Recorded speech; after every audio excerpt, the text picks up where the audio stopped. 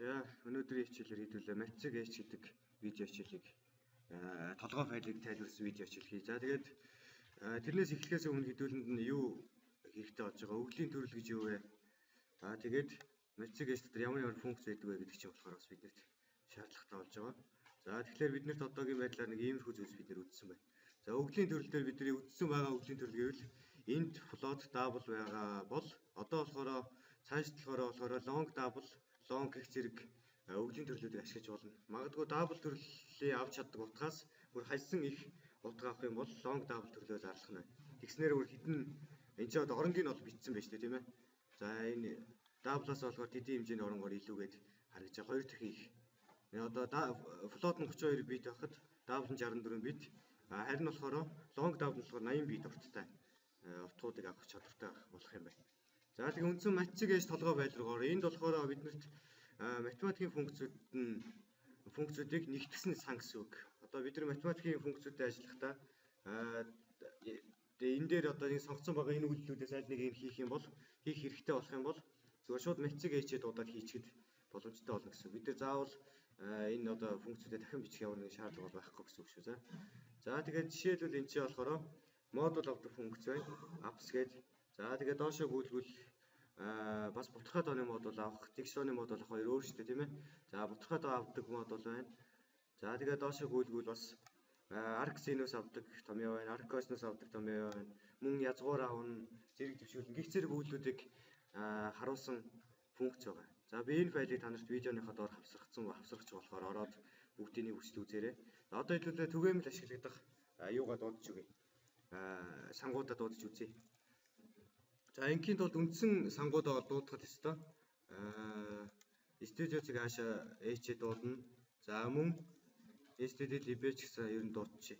За тэгээд одоо энэ дээр бидний мэддэг толгой файл бас нэмэгдсэн байна. За энэ болохоор математик H гэдэг толгой файл нэмэгдсэн байна. За тэгээд бусад зүйл нь ямар нэг ялгаагүй бичигдэнэ. За ингээд үндсэн юмнуудаа биччихье. Систем пауз зогсоож харуулах. За тэгээд main функцаагаа буцалтын утгын гэсэн тавьчихъя.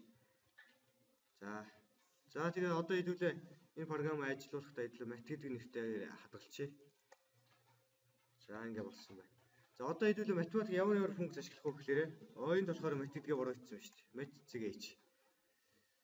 За одоо програм зүгээр ажиллана. За одоо бид нар ямар томьёо ашиглах вэ гэхээр айгүй түгээмэл ашигладаг томьёо чинь зэрэг төвшүүлэх язгуур авах хоёр шүү тийм ээ. За тиймэрхүү тэр хоёроо бичиж гараас нэг утга аваад тэгээ зэрэг төвшүүлдэг язгуур авдаг томьёо бичиж. За тэрнээс өмнө хэдлээ бас нэг програмынхаа юуг тавья.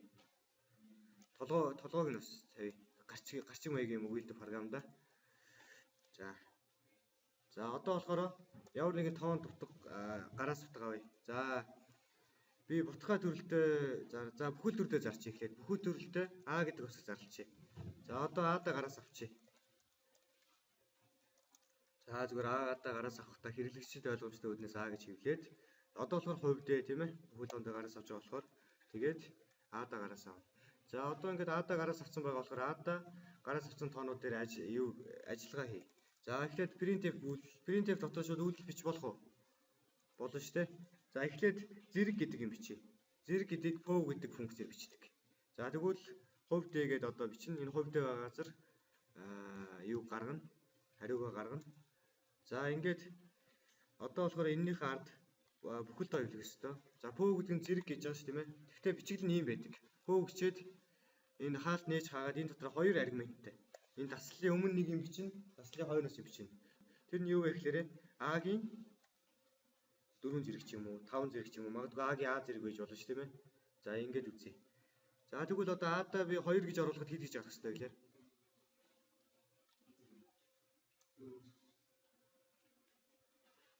За яасан бэ? 2 гэсэн чи алдаа гарсан ба шүү дээ. За тэгвэл энд юун дээр нь алдаа заасан бол А-гийн за зүгээр 2-ын 4 зэрэг гэчээ. 2-ын 4 зэргийг гаргая гэж үзье л да. За тэгвэл 4 гэвэл pov 0. За өгшний чи бас ямар алдаа хийчихвэ? Өдрийн дэвтэр яасан?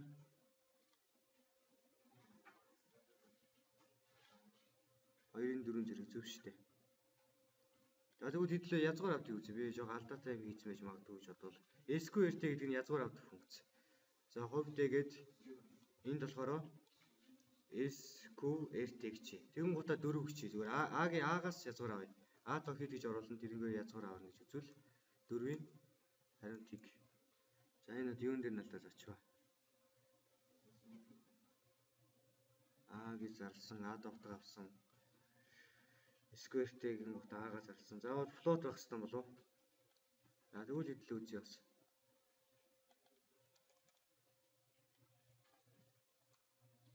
Флот авах хэрэгтэй юм байна л да. За тэгвэл бид нар одоо SQRT дээр хэдэл язгуур гаргасан байна тийм ээ. За одоо тэгвэл одоо нөгөө нэг түрүүний алдаад тавьсан код чи юу лээ? Зэрэг шүү дээ тийм ээ. Зэрэг дээр бол уулна флот биш юу л баймаар байгаа юм да. OF за дашуу зураас энэ. За ингэн гутаа одоо пөө өгчээд А-гийн 2 зэрэг. За одоо ажиллуулад үзье. 2 гэвэл зөв үү? Зөв байна. За тэгвэл энэ бутгай тоод ажилт юм шүү. SQRT болон пөөг нь бутгай тоод дээр зарласан байх юм бол ажилтдаг байх юм. За өөр одоо ингэ чи 8 гэж тэгвэл зөв шүү дээ тий. За энэ ч тэгвэл ингэвэл ингэж болно шүү дээ. А-гийн А зэрэг гэвэл замброг юм болно шүү дээ. 4-ийн 4 гэвэл хэд болох вэ? За 2-ийн за 4 гэж. Тэгвэл эхнийх нь хэд гарах вэ? Эхнийх нь язгуур авдаг нь 2 гараад. За 4-ийн зэрэг хэд вэ? 256 тийм ээ. За гих зэргээр одоо математикийн функцүүд ажилласан байна. За гих зэргээр одоо энд байгаа бүх үйлдэлүүдийг бид нэр ажиллаж чаддаг боллоо гэж ерөнхийд хийж болно. Логарифм авч болно. За тэгээд энд болохоор логарифм R сүртэй логарифм аавна. За x нь тгээс их үед. За гих зэргээр нөгөө үйлдэлүүд маань бас явсан байна. За энд болохоор пөөгийг тайлбарлсан байна шүү тийм ээ. За гих зэргээр ингээд бичсэн байгаа. За энийг хавсарсан файлаас үзээрэй. За ингээ математик H ерөнхий хичээл ингээд дуслаа.